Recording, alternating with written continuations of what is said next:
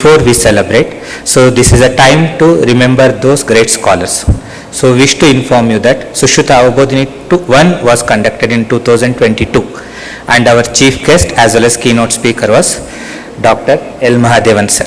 So the first scientific session of Sushrutha Avabodini 2.0 is done in remembrance of sir, and the first speaker is, now it is time to invite our first resource person of this conference, Dr. Ashwini Godbole ma'am.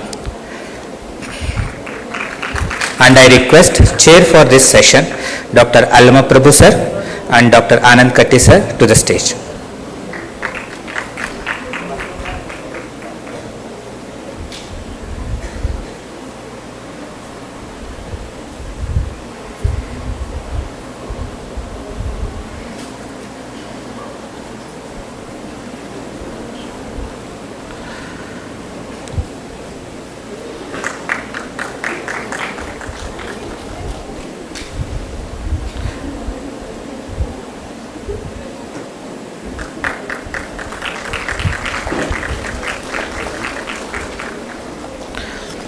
So as we say, Dakshas Tirthartha Shastragna, Drushta Karma Shuchir Vishak. So any conference or any Vaidya, he is only successful if he is achieving all the four qualities. So one of the quality that we are having this day is Tadvidya Sambhasha. So Shastra and the Karma Kaushalya. So that is a combination that we have today. So we have eminent speakers who are working in the field in the Ayurveda and who are eminent chairs who are from Ayurveda. So this is a platform where we are bringing a persons who are dedicated to do research in Ayurveda and the persons who are working in Ayurveda. So now it is time to introduce our speaker, Dr. Ashwini ma'am. I request Dr. Sunita MP, Department of Draviguna, Professor, to give introduction about Ashwini ma'am.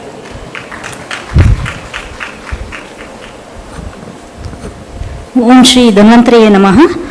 Respected dignitaries and my dear delegates, it's my privilege to introduce you all today's resource person, Dr. Ashwini Godbole.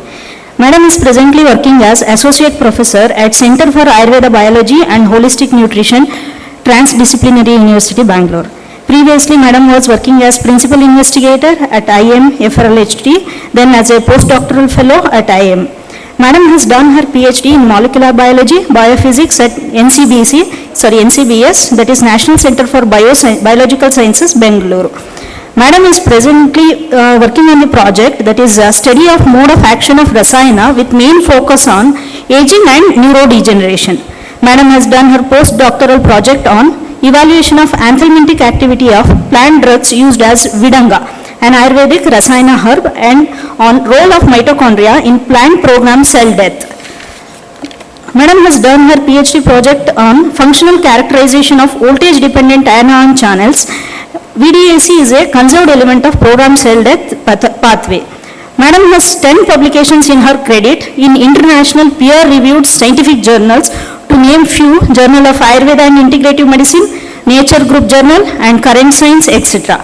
Madam was also honored with many awards like Biomeru, TDU Grand Challenge Award, DST SERP, that is Startup Research Grant for Young Scientists, and Madam is also awarded with Sarojini Damodar International Fellowship for undertaking a short-term project in Professor Russell Jones Laboratory in the University of California, Berkeley, USA. Madam has been awarded a fellowship from Company of Biologists, Cambridge, UK. Madam has also received Career Development Award from Canval and Anne Reiki Found, California, USA. Madam received postdoctoral fellowship from Department of Biotechnology, Government of India, and the list goes on too long. It's really an honor and privilege for me to introduce you all today's resource person, Dr. Ashwini Godbole ma'am. I welcome you, ma'am.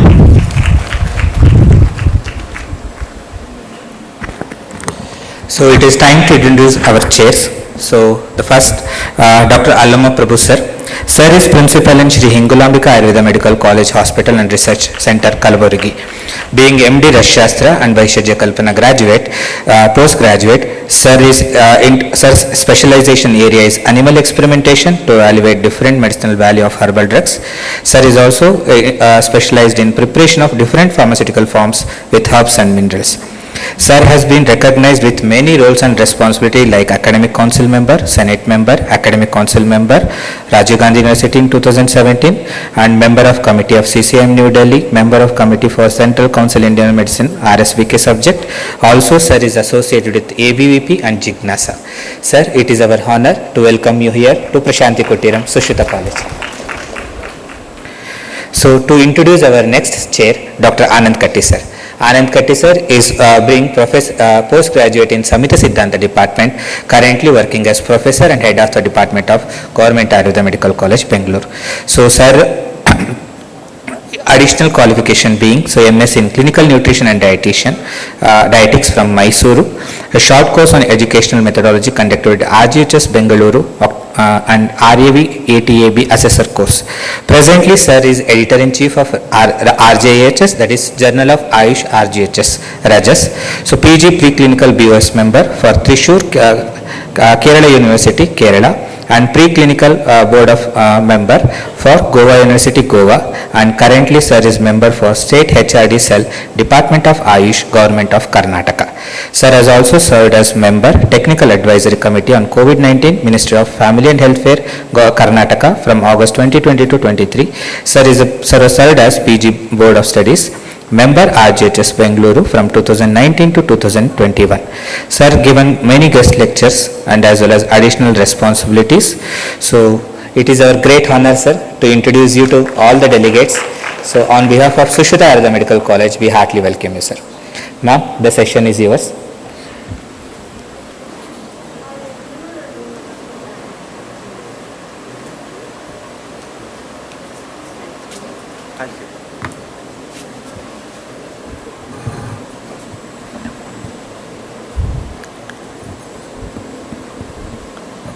Namaste everybody. So I have certain declarations. I am not an Ayurveda doctor, as you heard that I have done my PhD from molecular biology and biophysics, but I am a great fan of Ayurveda, and last decade and more I can go on working on Ayurveda, and I can keep doing different kind of research, but I have chosen a research area which is neurobiology, and I would be telling you the bits of those, that what little work we are doing in TDU, that is Transdisciplinary University. Since it's a post lunch session, let's keep it interactive, and in between I will ask some things, okay, so that just to make sure that you are listening to me. And my end, I'll consider that my talk has been successful. At least few of you, if I can attract few of you to the transdisciplinary research protocols which we are following, if at least few of you feel that this is important and this is the way forward, I'll be very happy. And if many of you get impressed by this, then that will be my bonus. So let's see what happens.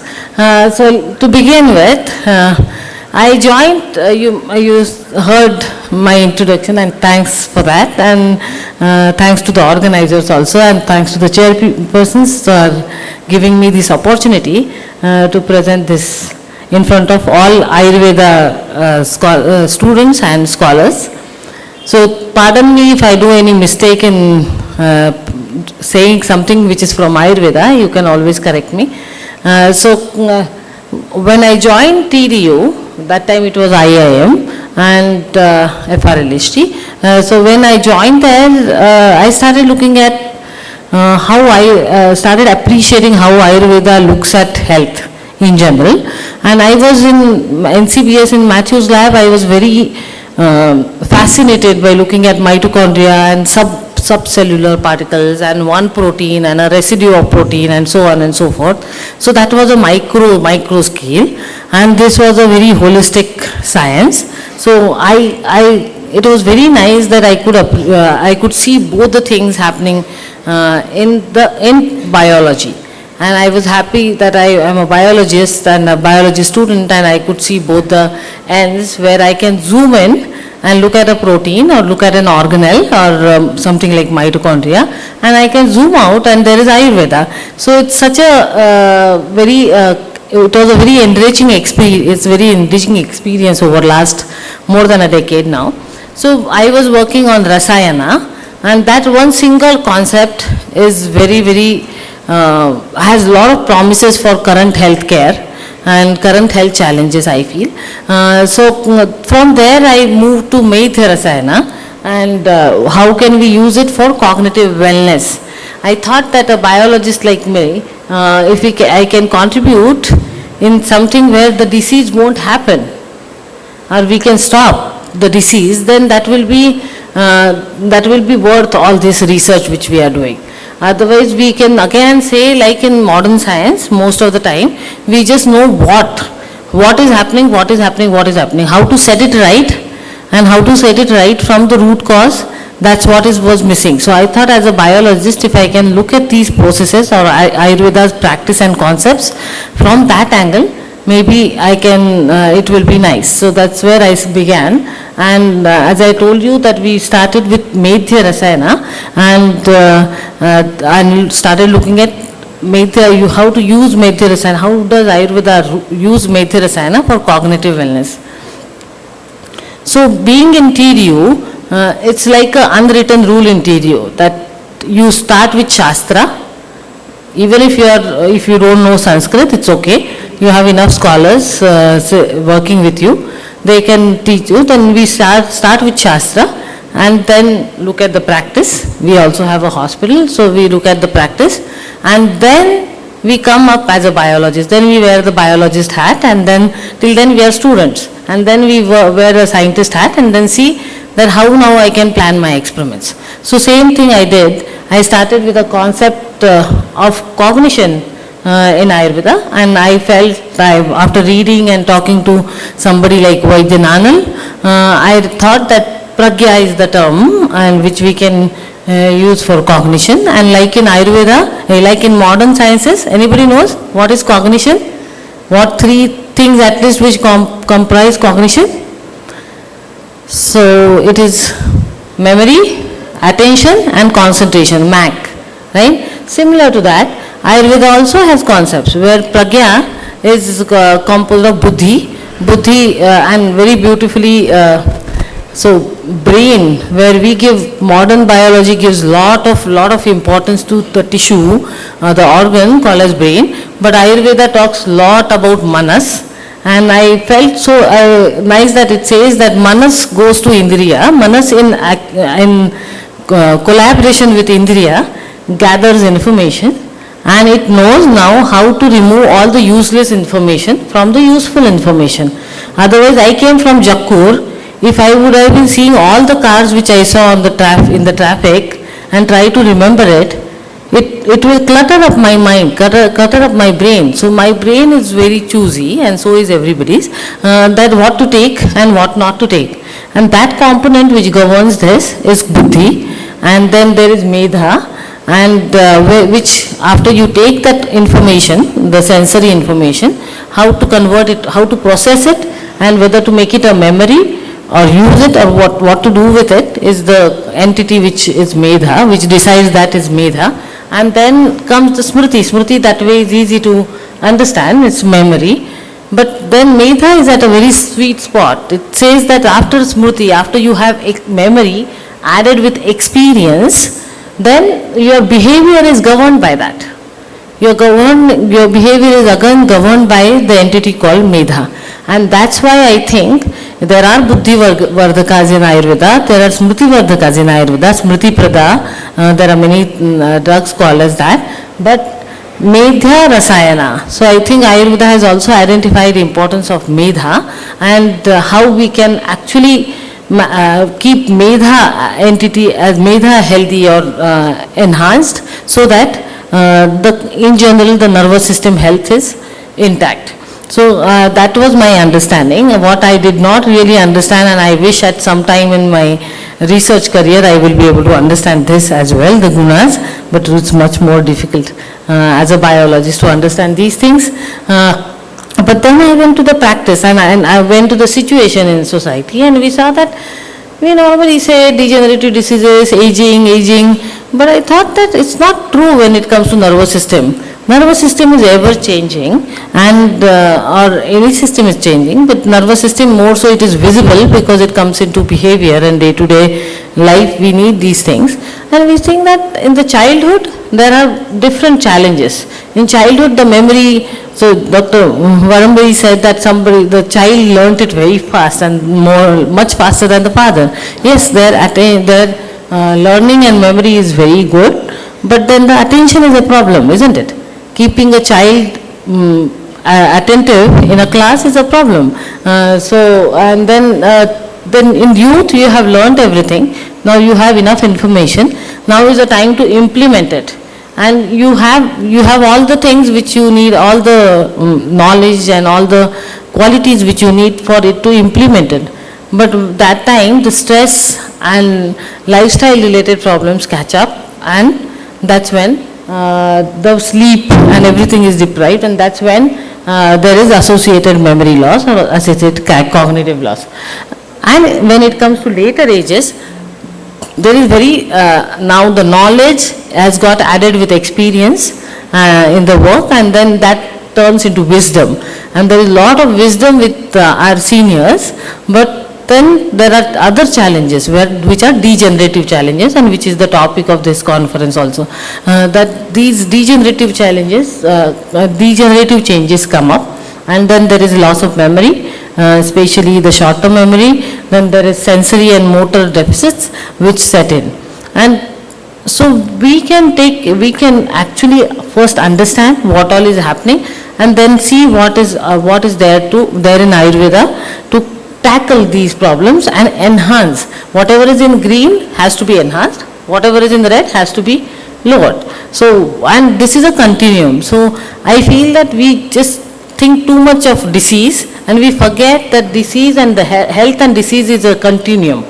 If health is enhanced, disease is always going to go down or will not occur. So that's why I think we should talk more about wellness and less about illness. So we will all start working more on wellness, and illness won't be there. So how can we study it? As a biologist, I started thinking, what can I do? Now I have this information. I looked at the practice of Ayurveda also. What can I do? So then I thought that we should concentrate on Medhya Rasayana for healthy aging. So that was the topic of our research. We chose to work in that area, and so we mainly looked at the aging and aging related changes in nervous system. So what happens in human being? So if you can see that there are aging curves. So there can be successful aging where the health span is maintained. The health is maintained, that is successful aging. There is normal aging where health is somewhat derailed, but the life goes on. So that's the normal aging. But cognition, especially the nervous system, ages much faster than other body tissues, and it is very visible when it comes to nervous system. So we have to see that what happens, it is reflected in cognitive changes. So even at middle age you start feeling that there are some changes which are happening, and you can pinpoint them and understand them and try to mitigate them. So our aim is that after all this research, we should be able to push the population to successful aging, and not the cognitive aging should be minimized. So this research should add some values for doing that. What does Ayurveda say? So it was very nice to see that Ayurveda just doesn't say medicine, and once the memory loss has happened, then this thing. It has a very holistic understanding, and I don't need to tell you all this, but just to set the perspectives, there is food, lot of food, and nutraceuticals and the other medhya dravyas or some other dravyas which help to keep the nervous system healthy. So those are the kind of solutions we have. And Ayurveda talks a lot about the material, which is the food and medicine, plants and formulations and so on, but it also talks about vihara, right? You should eat certain things. You can eat ghee or Brahmi ghee, but then how mindfully you are eating it, how mindfully you are doing exercise, how mindfully you are doing. So there is a lot of convergence between yoga and Ayurveda here. So you can see that these are quite holistic in nature, and we can always look at those. But what we, as a biologist, I could, and a lab, the type of biologist I am, I thought that I will be able to do something in the lab, or something which is more measurable and observable. So that's why we stuck to lab experiments and the material, that is food and formulations of Ayurveda. And we saw that the formulation is Rasayana if it has one of these three qualities. If it is Shrota Shodak, that means cleanse and clear the body, keep the body clean and working well, and there are no traffic jams and no problems in the body. And then Agni Vyapara, and I think this concept is majorly missing in the Western biomedical sciences, and I feel that this is very USP of Ayurveda. And then third is Agni Vyapara, is Agni Vardhaka or Agni, so optimizing metabolism, and then comes Poshana. So this was very, very nice to see. And when I joined TDU, that time I joined on a project which was working on Rasayana for iron deficiency anemia. And I saw that for anemic patient also, Ayurveda doctors will never give iron directly. And even if iron is given, it is Dhatri Loha. So something which is Agni Vardhak along with the Poshana, that is the Loha portion of it. And that concept was very nice and very new to me. And then I took it forward for Medhya Rasayana also. So Poshana comes only after you have taken care of Shrota Shodhana and Agni Vyapara. Only then comes Poshana. And many times if you are eating healthy enough, then just two of these, Shrota Shodhana and Agni Vyapara, will do the job. You don't even need iron supplements. And as we understand from biological experiments, iron overload is a problem. Iron overload can actually hasten aging. So we are giving something which is going to cause some other problem while maybe partially solving the earlier problem. So that's why I thought this is very interesting science. And then we moved on to Medhya Rasayana as an independent group in the same institute. And we saw that as Medhya Rasayana, again there is a lot of food material which is available. There are nutraceutical herbs which are available, and then there are Medhya Dravyas which are available. Then again, so I keep changing tones. Sometimes I am speaking like a biologist, sometimes I am taking things from Ayurveda. So now comes my biologist angle, and I know that while aging, what are the biological changes happening in aging is that there is a lot of molecular damage. So anybody can tell me what gets accumulated in Alzheimer's causing brain? Is there anything which gets accumulated in the brain? Is there anything, what is it called? Any student? Tau tangles. And one more? Amyloid plaques, right? So I think that is all all that is molecular damage, right? Molecular, the protein which is our own protein. It is not foreign, something coming from outside. Our own protein, which was functioning normally, is now getting misfolded, getting accumulated, and causing problems. Right? This is something which is very, we need to think why suddenly our own protein is behaving like this. So then comes the thing that what's gone wrong in the system. Not that one cell, two cells or something, what's gone wrong in the system. So when you look at that, then you see that overall the system is not now functioning as much as well as it should have been. So there are molecular damage, there is protein modification, something which should not be phosphorylated getting phosphorylated now, something which should be phosphorylated is not getting phosphorylated. So all those changes are happening. So that is molecular damage. Then there is energy dysregulation, mitochondria are not functioning properly. There is either too much of ROS, reactive oxygen species, or there is underperformance of mitochondria. So both. And one supportive system for nervous system which we often forget is glia, and glia cells actually can participate in supporting, keeping the neurons healthy, but there is a tendency of glial cells causing inflammatory response, and then that's when the problem can happen. And then if the problem is too much, not manageable, then neurodegeneration can happen. So if our system can be adapted, it will not be so. So then I could easily see all the Rasayana concept can be just overlapped on this concept. And we can see that there are spices and something like vacha, right? Vacha, Acorus calamus, something of that sort, which is tikshna, which is like spices and some herbs like this, can actually keep the system clean. So can be Shrota Shodak. So maybe we have a very good balance of all these things in our food and even in formulations. I can see that trikatu is always there.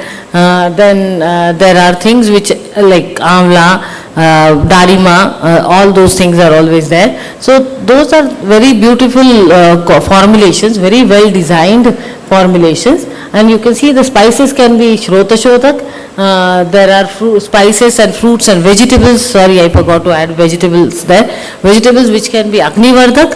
There are a lot of things, pigments, which actually keep the mitochondria functioning properly and so on. And beautifully, very nicely, there are portion of foods which are poshak foods items which are actually keep the system resilient. What is that? That if the system is resilient, even if there is stress, it will be able to manage well. So I think there the food plays a very big role. Everywhere food plays a big role, but there, especially in the resilience part of it, if system has that resilience, there won't be a problem. And at least for a person like me who wants to work in the field of wellness, I think this is very important. If the system is maintained healthy, if system is adapted to stress, like say stress, facing the stress well, then I think there won't be a problem. There can be multiple mechanisms which we can see in biology, which we can actually step by step, we can see whether these Medhya Rasayanas or Medhya foods, whether that is actually encouraging these kind of things like synapses, right? I will come to it later in my talk. So we have decided that we will work on so these three things. One is that cognition, other is motor functions, and third is sensory functions. Those are the things which we will be taking up in our research. And these are the herbs which we are studying, and we are mainly, I don't think this thing is working, but on top you can see cognitive health and motor health, or cognitive health and motor health, and these are the two things which we are saying, and we are mainly for using the formulations which is Brahmi Swarasa, Brahmi Ghita, Manduka Parniswarasa, and am I audible? Yeah? So Manduka Parniswarasa and Swarasa, and for motor health we are looking at Ksheerabala. The two things which we are doing here, one is that we learned from Ayurveda, and even though Charak Samhita says Mandukaparni, Shankapushpi, Yashti Madhu and Gaduchi are 4 Medhya Rasayanas, then we went to the Ayurveda scholars and practicing doctors, and none of these 4s they are using in the clinical practice for people who come with memory problems or memory deficits. They said, 10 out of 10 people said Brahmi Ghita, right? So it made me think that why Charak Samhita is given 4 herbs and none of those the practitioners are saying are good for memory.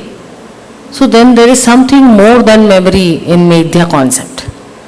It's not just simply just a coincidence, I feel, or just one error. I don't think there are any errors or in Ayurveda. I think there is the use, the way it is used, and we need to, it's scientists' responsibility to understand now how Yashti is used, how Koduchi is used, how Shankapushpi is used, and how Mandukaparni is used, and why then Brahmi Ghita comes into picture.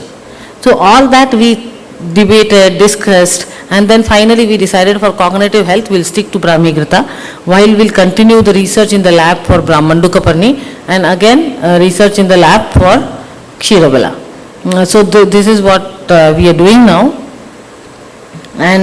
And we keep, since we look at the degenerative disorders, there are other Medhya Dravyas like Vacha, which is Acarus calamus, and that is a Tikshna Dravya. So we saw that the practitioners are not using Vacha so much for in a larger amount for degenerative disorders. That is used mainly for the acute problems like functional problems like epilepsy and stroke and so on and so forth, not so much for degenerative disorders like dementia and Alzheimer's and Parkinson's. So those were our observations, and we began our research with those observations. So we took up research at two levels, that is at community-based clinical level. As I am saying that wellness is very important for us, and if I do a clinical trial for dementia or clinical trial for Alzheimer's, then I am again defeating the point, because what we need to do is that before the onset of any disease, can we do something? Was the dream, that's our dream, our group's dream, that if we can find a solution which we can show scientifically that can be a wellness solution for cognition. So that's what we are trying to do, and so that's why we go to community, tell people that this is the thing which we are trying, and we are trying Brahmi formulations, please join the you can join the study, and we can do look at you, though you are cognitively healthy, we want to see if you can be better. And I feel there is a lot of scope. So I just don't say prevention, it is promotion, it's wellness. So it is making it better. So at whatever age. So the hypothesis here is that Brahmi, especially in Grita form, is good to mitigate age-related cognitive changes. So that's the hypothesis. Brahmi is given in many forms. Which all forms Brahmi is given?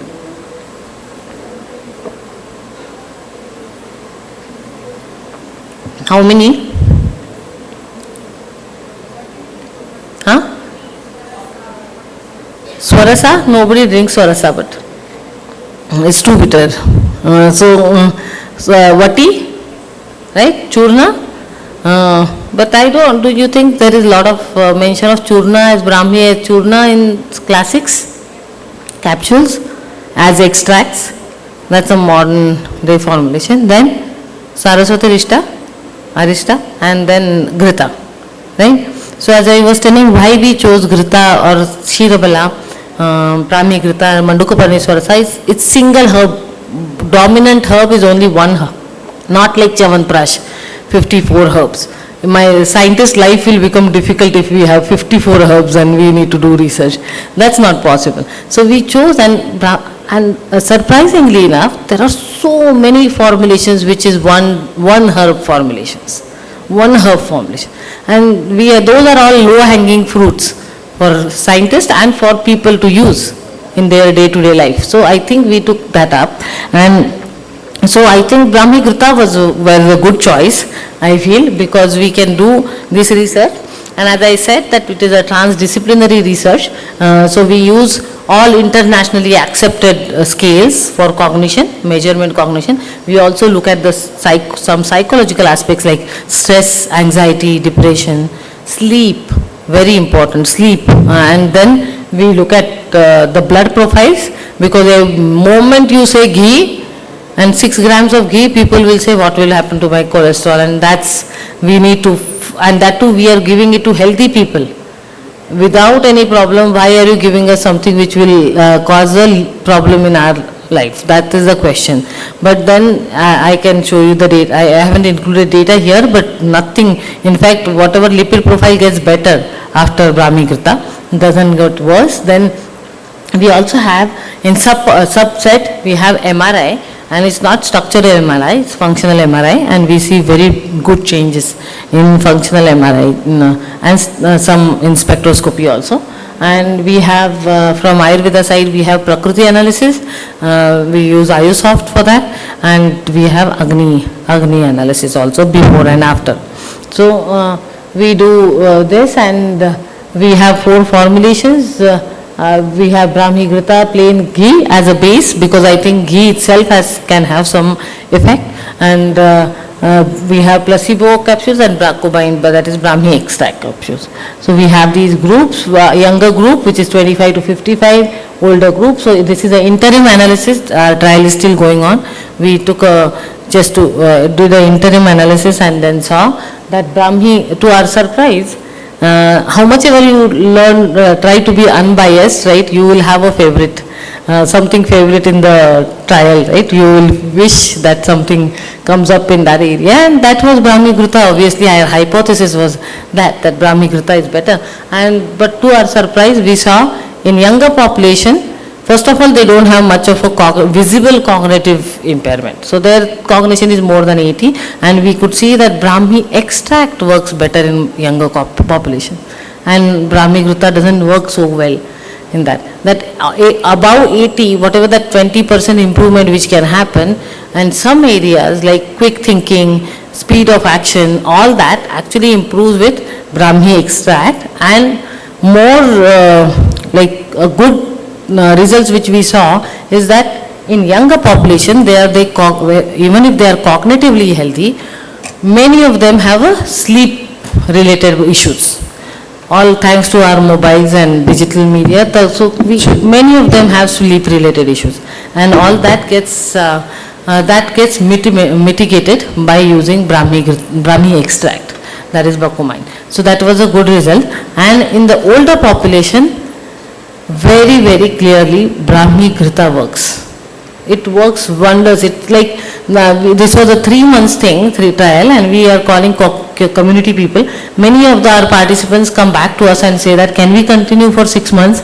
Can we continue for 9 months? We thought that compliance will be a problem. Initial stage, yes, we had some issues, but now people come to us and ask us for more Brahmi Grita.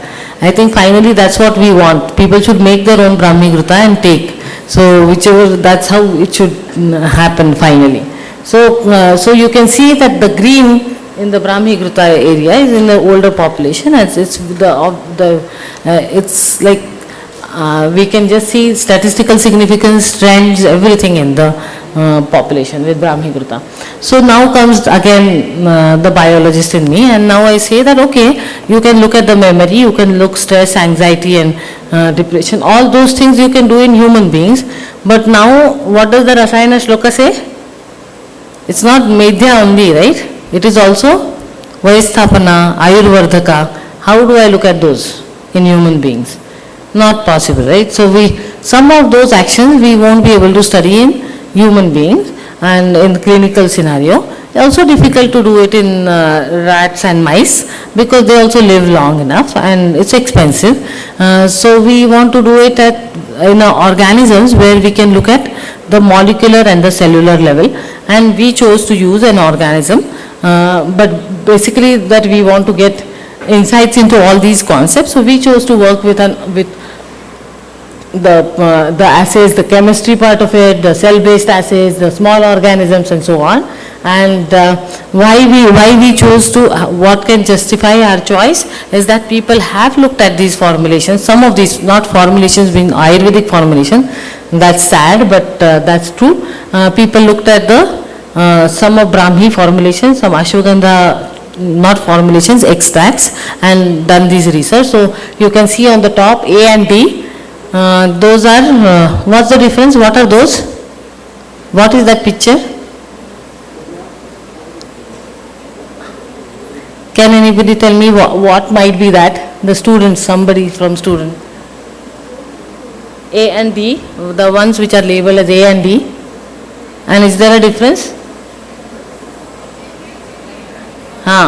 Yeah, so neurons and their dendrites, right? Dendritic arborization, right? So which one might be the better one? D, right? So more the contacts, more the synapses, better will be the health of the wealth of the neuron. And you saw that in adaptation, that slide, the resilience slide, we know that more synapses and more junctions, which connections if neurons make, then they remain healthy. Even if there is oxidative stress, even if there is some problem, the neuron will remain healthy. It won't give up because there are more connections. And we saw that just by feeding Brahmi, not we, this is paper from other lab, and we can just by feeding Brahmi, the dendritic arborization was much better. And the rats were, this is in the rats, and rat was much healthier. So that was extract. Then came one other paper which was in very good journal, quite old now, 2011, on ashwagandha. And that again brought out the message that you don't need to, if you are looking at Medhya Rasayana, you don't have to look only at the brain. You have to look at the system.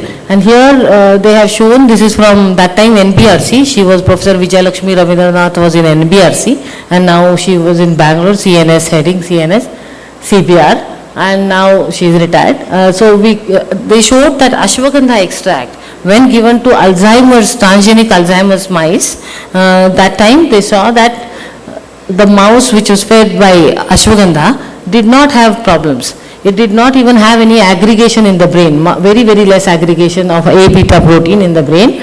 And you could see that the glia was, actually the green is aggregating protein and the red are the soldier cells.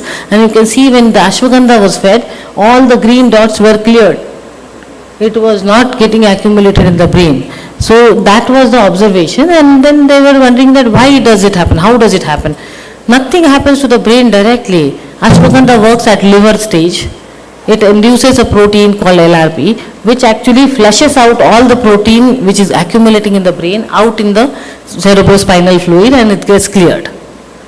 So this is a very beautiful paper. I would like all of you to read this paper. It's a PNS paper and 2011, and it's a very, sorry, the reference is not visible, but it's a PNS paper. You can, Neha Sehgal is the first author. So that this LRP1 is induced by ashwagandha. So this reminds us that when you are looking at the formulation, look at the whole formulation. When you are looking at the organism, look at the whole organism. So that's why we chose to look at, oh sorry, there is a slide missing. We chose to look at an organism which is called as C. elegans, and this is the C. elegans organism. You can see the worm here, and the worm has fetched at least 5-6 so we can actually, many Nobel laureates are from the worm field, 5-6 of them at least, and you can see that the worm lives for 21 days. It's a very small worm. You can keep it in a dish, and best part of it is it has 1,000 cells, out of it 309 are neurons. So the worm has 1/3 of his body as neurons. It's a very good neurobiology organism, and you can see here on this right hand side, this thing, these are dopaminergic neurons of the worm, and you can label them, you can put GFP in them, you can study them, degeneration and so on and so forth. So that's why we chose worm as a system, and here we have the aging data from the worm, and as you can see that the worm normally lives around 21 days, the blue line, you can follow the blue line, and then if you feed it with Brahmi Ghृता, then you can actually, the lifespan extends by 1.5 time. So 1.5 time almost, like 4 days. So that, so not 1.5 times, it's 4 days, that is 25%. So that is a lot of extension of lifespan. 25% of lifespan extension is not normally seen by any intervention. So that we could see, and ghee also does half the job. The green is ghee, and you can see that the green does half the job. So that means there is a lot of intelligence in designing this formulation. There is ghee and there is Brahmi, and both are acting synergistically, and the ghee gives the support for the degenerative changes. And then we can make a lot of mutants of these worms. The worm, it's available also. So we made mutants which actually reduce the lifespan, and we saw that when that mutant is there, which is the insulin signaling pathway, DAF16 mutant, and then the effect of Brahmi Ghृता and ghee is gone. That means now we can say that Brahmi works, Brahmi Ghृता works, that's coming from the clinical thing. Brahmi for cognition, Brahmi Ghೃता works for as anti-aging, and Brahmi Ghೃता works through insulin signaling pathway. for anti-aging. So those are the kind of layers of information which we can add, and that makes the information much more enriched, convincing, so that people will start using it for wellness purposes. SKN1 is a stress responsive gene, and this pathway gets triggered when there is stress in the system, and aging is one type of stress. So if you have SKN1 mutation, again the Brahmi, Grita and Grita doesn't work as well. So that means you know that it's working through a stress responsive pathway. So it is stopping the stress to get built up. Then we look at the qPCR everybody knows now, right? After COVID, everybody knows what is qPCR. So we can use that technique in the worms, and we can see that the Brahmi fed worms versus Brahmi Grita fed worms versus normal worms, what are the genes which are overexpressing in Brahmi, after Brahmi Grita or Grita. And we can see right in the young age, day 1 adult, that means the worm is very young, then middle age, that is day 5, and later age, that is day 10. And you can see the oxidative stress response, superoxide dismutase 3, that is the SOD3 you can see, and that expression is always very high when there is Brahmi Grita in the food of the worms. That means that again it is indicating that Brahmi Grita is making the system more resilient. It is already prepared to handle the stress. And then at the later age, Grita also catches up, and you can see that many stress related genes. Stress is high in the aging worms, and you can see day 10 worms, Brahmi Grita has high SKN1 response.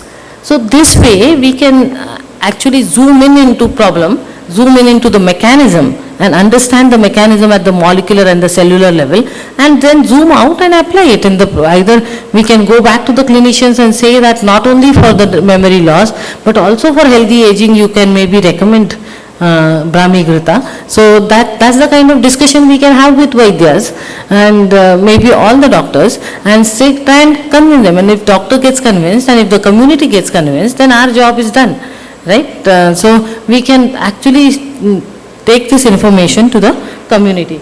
But then we also saw that this can be done for treating the neurodegeneration. So in IIM, we had good documentation of Parkinson's patients, and we saw that as a scientist, I saw that there are there are at least 6 formulations, 6 herbs which are mainly used in Parkinson's treatment. That includes Mandukaparni and Brahmi, Kapikachu, Bala, and so on. So then we looked at, see what are they doing in the clinic. So can we mimic that in the lab? So again, going back to C. elegans, sorry I had missed the introductory slide there, but now you can see the C. elegans worms also has dopaminergic neurons. So you know, all of you must be knowing that Parkinson's, the dopaminergic neurons are the ones which get damaged, or degenerated, and that's again the biology part of it. Why biology research is also important? Because there is accumulating data which shows that substantia nigra, which is a center in the brain which has a lot of dopaminergic neuron, and that's a center in the midbrain, and which gets degenerated. This midbrain area of our brain is very sensitive for stress. And Parkinson's disease is nothing but, means the biological markers of Parkinson's disease, if you see, is nothing but hastened aging which is fast forwarded. So if it is untimely aging of the midbrain region, that's when Parkinson's can happen. So it is very logical to see whatever is anti-aging should help in stopping Parkinson's, and especially for Medhya Rasayana type things should stop. And also at the molecular level, people have shown using C. elegans that if you just put a insulin signaling gene, then the worm lives 2 times more and it does not get Parkinson's. So there is ample proof. So if you learn to zoom in and zoom out often, and if you are ready to do that, then you can see that there are some information coming from the molecules and cell, some information coming from the Ayurveda, and both can be very useful. And I will show you that these are dopaminergic neurons, and we can lead to we can mimic degeneration. And you can see the lower black panel on the left side, there is no fluorescence, right? That means the dopaminergic neurons are degenerated. That means the worm has got Parkinson's. And then there is aggregation of in the body wall muscle also. And you can see that if you can start this video, please. So you can see the worms on the left side are the normal healthy worms. this is how they move, right? And if they get Parkinson's, please this side. See, this is what happens. Very similar to what happens to human beings, like stiffness, reduced ability to move. And that's what happens if we treat the same toxin which causes Parkinson's in human beings, leads to dopaminergic neuron degeneration. Same toxin if you give to worms, then this is causes Parkinson's in worms. Only thing is that we have one full midbrain. Worms have only 4 pairs, that means 8 dopaminergic neurons. It's a much simplified system, but almost everything which is there in the human beings is reflected in a miniature scale in here. And I'm not saying that we can do a drug trial or something like that in worms, but we can always get the mechanistic information from model organisms like worms, flies, yeast, and so on. And then we don't spend so much amount in doing mice and rat experiments also, because we have the clinical data and we have the mechanistic data. So both put together, we can get a lot of information. So we can intelligently do the research with using the resources which we have, and still get the meaningful information from it. So then we have seen that, okay. So then we have seen that this is what we could do in the lab and in the community clinic, community-based clinic. So after all, we are trying to publish this research. We will get a paper, hopefully in good journal and all that. PhDs will come out from this. But what can I offer to the community? If I give, you are listening to me because we are in a conference. If I have to go to the community and lay people and tell them that take Brahmi Gruta every day, or even ghee or anything, that is a problem. The compliance will be very, very less. Not many people. So we thought that let's look at the food which is there available, and which we are saying that can be Shrota Shodhak, Agni Vardhak, this and that. So can we do research by using organisms like C. elegans on normal food, which is already part of everybody's diet? So we started doing that also as a side, our project, a small project, and we have now, it has got traction, so it is moving well. So we tried different things. We are not trying everything, but I am saying the same can be done. We thought that we looked at the Ayurvedic literature. There are things, there are texts like Bhojan Kutuhalam, there are texts like Kshem Kutuhalam, and we looked at all those things, not only myself, the group. We discussed a lot, and what can be the Medhya foods, what can we use seasonal variation, with seasonal variation what can we use, with regional variation what can we use, and can we pick and choose few of those foods and develop a proof of concept saying that it is nootropic or anti-aging. So we are doing that, and that can be for some other day, but the formulations which we are choosing right now, one is that Shankapushpi. We are working on Shankapushpi, and it's very, very famous. You can look at Amazon, you will see the purple tea, pigeon pea tea, and all that is very famous. God knows whether it works as they are saying or not. There is no research which is saying that. And I have seen that Ayurveda says Panchanga, full Shankapushpi plant, especially roots, and it is used in very small amount in Brahmi Grita also, and in many other Gritas or many other formulations. Shankapushpi also is not used as a major component like Brahmi in that amount in any of the formulations. If I am wrong, then you can please tell me, but I have tried looking for it, and there is no mention of any formulation with high amount of Shankapushpi. So maybe that's why it's very potent, and it should be used in very small amount. So, but we are working on Shankapushpi and trying to see how it can be worked in this thing. Other thing which we have, Mandukapanni, of course we are working. Ash gourd, Kumulkai, the one which we use in our C. elegans experiments, it has shown such nice data, and we thought that ash gourd juice means it looked like water. What will it have, what will it do, is what we were thinking. But then you can see, madam, that Kushmanda Rasayanam is very good for children, and I think there is a lot we can look at Kushmanda, and then we can look at all these we are working anyway, Amla and other anemia related drugs. Then other interesting bit of information, research data came from coconut milk. And if we can see that the coconut is used, how it is used, the middle central region of India uses ghee and milk products. The coastal region uses lot of coconut, fresh coconut, which we can equate while feeding to the worms. We cannot feed them coconut, so we only feed coconut milk. And you can see that, we can see that it almost works like ghee. All the qualities, all the markers, even in the molecular level which we see, is like ghee. And does anybody know how now coconut milk, something similar to that, is very famous? What is it that very famous in the US? People, virgin coconut oil, very expensive. We rather make coconut curry and eat, I feel. Or make curry, soul curry and have. So that virgin coconut oil is nothing but fat extracted from coconut milk, from fresh coconut, not dried coconut. That's why it is so expensive. And so we can show that such food products can have anti-aging effect, and those are regional foods of India. And by looking at this research, if people are encouraged to use those food products in their daily diet, then that's what's our aim is. So then, as I told you, that in very different ways it can be used, and we have tried. We cannot feed chutney and all that to the worms, but we have become very confident of feeding the formulation to the worms. And they are in a plate, no, they don't have any way to go out also. So they will be all forced to eat what we feed. That's not like with human beings, right? So we have population of 200 worms. Every day we can observe them and see what is that food doing to them. So it's very nice way of doing research, and so we get the phenotype from 200, 500, 2000 worms at the same time.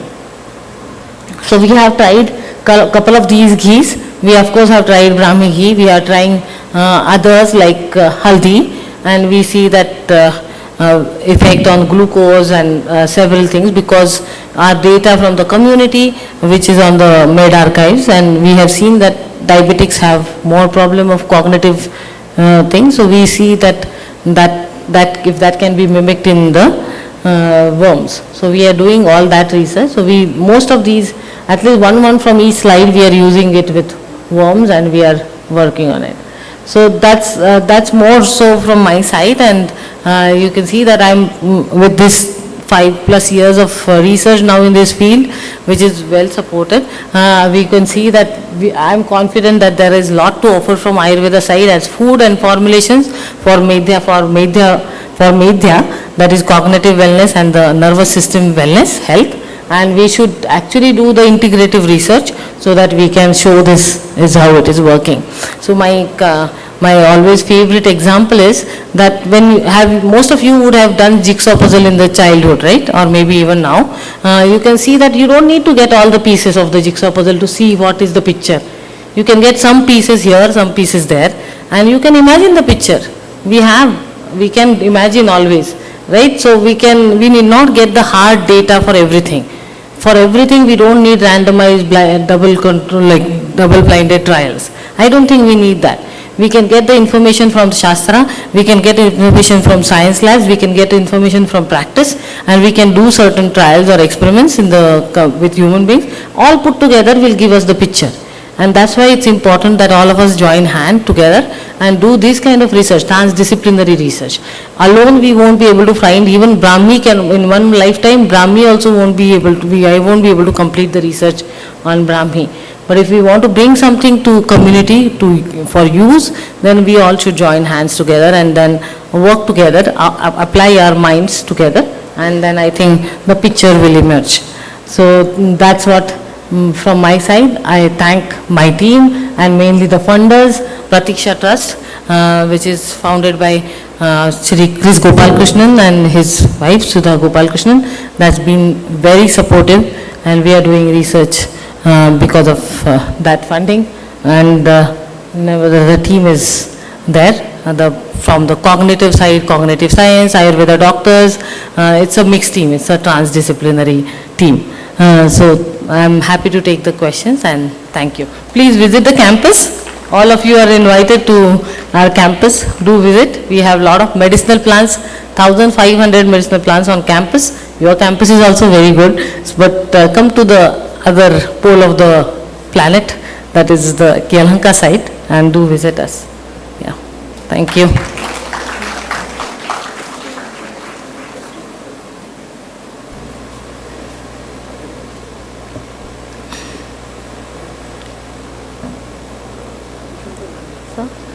I can sit there.